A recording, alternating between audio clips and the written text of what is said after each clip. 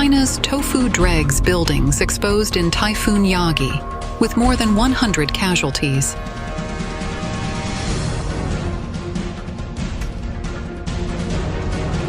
Yagi swept away the balcony windows, and a photo of a Hainan girl sitting on an 18th floor balcony went viral. The global technology supply chain has entered the second stage of withdrawal from China. Typhoon Yagi, the 11th typhoon this year, made landfall in Wenchang, Hainan, on the afternoon of September 6th, becoming the second strongest typhoon to hit China since the founding of the Communist Party of China 75 years ago. It hit Hainan hard, and officials reported more than 100 casualties. Typhoon Yagi exposed the tofu dregs buildings in China. According to videos, many balconies and windowsills of residential buildings were completely swept away, and windows shattered. The scene was horrifying. Many mainland netizens left comments, cursing and pointing out that the typhoon had become a mirror for shoddy construction projects. Typhoon Yagi, the second strongest typhoon since the founding of the Communist Party, also exposed shoddy buildings. According to numerous videos on the X platform, after Typhoon Yagi landed on Hainan Island on the 6th, the storm not only caused heavy casualties, but also destroyed many residential high-rise buildings. Items such as balconies, windows, and iron railings were blown away, glass shattered, and even some residents' furniture disappeared. Some houses even lost their walls, roofs, and doors. People were terrified, screaming and clinging to walls to avoid being blown away by the storm. Wherever the storm went, chaos followed, with horrifying scenes everywhere.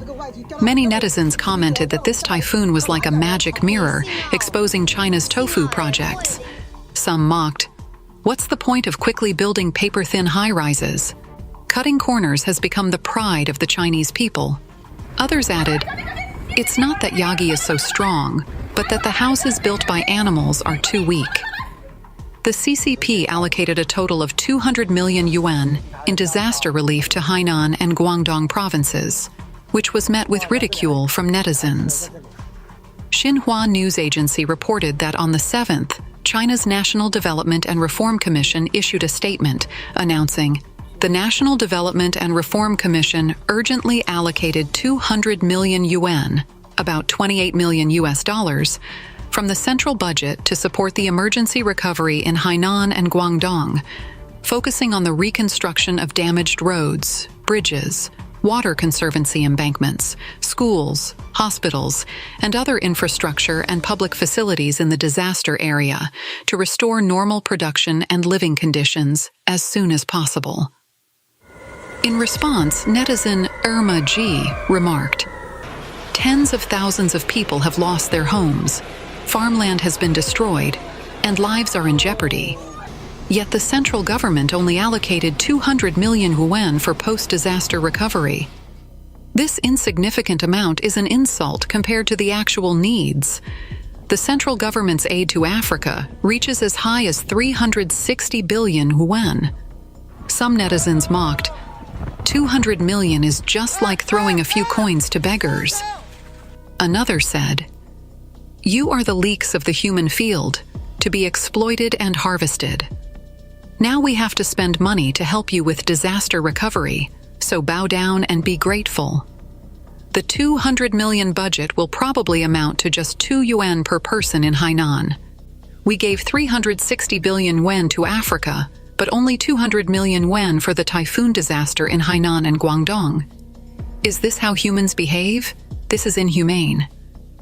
Typhoon Yagi blew off, many wind turbines costing tens of millions.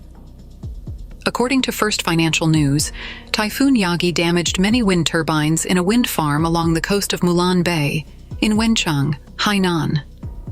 A person in the wind power industry stated that the total cost of a 6.25 megawatt typhoon-resistant wind turbine exceeds 10 million yuan. According to a representative from Hainan company of Huaneng Group, around 5 or 6 wind turbines were broken by the typhoon. The project is still under expansion and has not yet generated electricity. A mainland netizen commented, "Haiku Wenchang is really unlucky. They just replaced the smaller units with 6.25 megawatt ones, and the 1.5 megawatt turbines were basically blown off. The components inside the ones that survived are probably unusable. What a pity." Another added, "The instantaneous wind speed of Typhoon Yagi reached 83.2 meters per second, which is far beyond the design limits of current wind turbines. The destructive power is terrifying." They also noted, "Although there are typhoons every year, this is the only one that has really affected wind turbines." Yagi swept away the balcony windows, and a photo of a Hainan girl sitting on an 18th floor balcony went viral. Recently, a photo of a Hainan girl sitting on a frameless balcony went viral on the internet, attracting widespread attention. At 16:20 on September 6th, Typhoon Yagi made landfall in Wenchang, Hainan. When it hit, the maximum wind force near the center was over level 17, 62 meters per second. The area experienced violent storms and heavy rain, with incredible power. In an instant, many glass doors and windows of high-rise balconies were blown off, creating hazards everywhere. One girl living on the 18th floor moved a chair to sit on the balcony and gaze into the distance, even though the windows and guardrails of the balcony had been blown away. This photo quickly went viral on the internet. On September 8th, the person involved, Xiao Chen, told Upstream News, "It happened at my home. I am just a junior high school student, living on the 18th floor. It occurred around 6 p.m. on September 6th. The wind was very strong at the time, and the entire building was shaking. The balcony frame of the master bedroom was blown away." After the typhoon, Xiao Chen's mother posted a video titled, "Balcony Escaped in the Typhoon" on social media, saying, "I didn't expect this photo to become so popular. The picture shows my daughter, and the video captures clips of the balcony flying away." The uploaded video shows that Xiao Chen's master bedroom balcony was originally equipped with anti-theft nets and windows. As the wind grew stronger, the balcony windows and guardrails were eventually blown away. On September 7th, Xiao Chen moved a reclining chair to sit on the balcony to rest, and her mother took a photo of her. Xiao Chen said, "I was sitting on the master bedroom balcony, and my mother was on the living room balcony, so she took the picture. The two balconies were on the same side, and posted it on WeChat Moments. I didn't expect it to go viral." Xiao Chen added that not only her family but also her neighbors suffered heavy losses. Although the windows of the apartments upstairs and downstairs remained, the glass was also shattered. Now, they need to contact someone to redecorate. Xiao Chen told the Beijing News that the typhoon was very strong at the time, and her whole family took shelter in the south-facing room. Regarding her calm appearance while sitting on the balcony, Xiao Chen admitted that she was very worried and scared when the typhoon hit. "At the time, we moved everything to the south-facing room. But the most terrifying moments had already passed. As long as everyone was safe, I felt relatively calm afterward." Mainland netizens commented, "It's so scary. That's too dangerous. Why do I feel she's sitting there in harm's way? It's the 18th floor. My legs started shaking just looking at the photo. I think it's better not to use large areas of glass to enclose balconies. It's okay to lose a few floors, but hers is completely gone." The global technology supply chain has entered the second stage of withdrawal from China. Multinational technology companies continue to withdraw from China. In addition to geopolitical factors, such as rising tensions between the United States and China, other key reasons include the Chinese Communist Party's increasing control over society and businesses, and the continued downturn of the Chinese economy. According to a recent report from S&P, the global technology supply chain's exit from China is ongoing and has now entered an irreversible second stage. This conclusion was presented in the latest market analysis report by Clifford Kurtz, chief credit analyst at S&P.